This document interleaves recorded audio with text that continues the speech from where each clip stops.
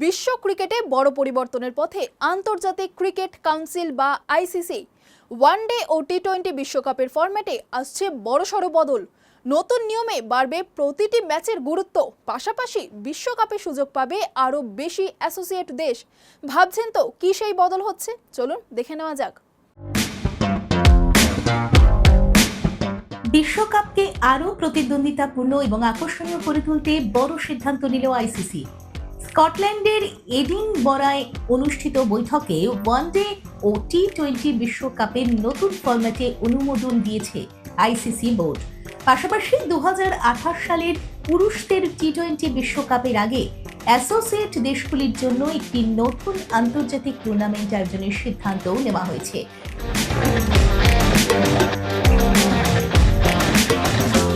যেখানে উল্লেখ করা হয়েছে ওয়ানডে বিশ্বকাপে আগের মতোই 14টি দল অংশ নেবে, তবে এবার টুর্নামেন্ট অনুষ্ঠিত হবে 3টি ধাপে। নতুন নিয়ম অনুযায়ী র্যাঙ্কিং এর নিচের 3টি দল অর্থাৎ 12, 13 এবং 14 নম্বর দল প্রথমেই নিজেদের মধ্যে সুপার সিরিজ খেলবে। এই পর্বের বিজয়ী দল মূল প্রতিযোগিতার দ্বিতীয় ধাপে যোগ দেবে।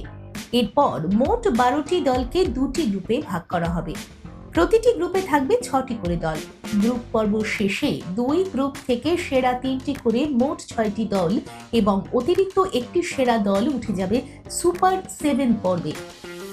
সুপার 7-এর 7টি দল একে অপরের বিরুদ্ধে একটি করে ম্যাচ খেলবে এবং পর্বের শীর্ষ 4টি দল সেমিফাইনালে উঠবে। এরপর 2 সেমিফাইনালের বিজয়ীরা খেলবে বিশ্বকাপের ফাইনাল।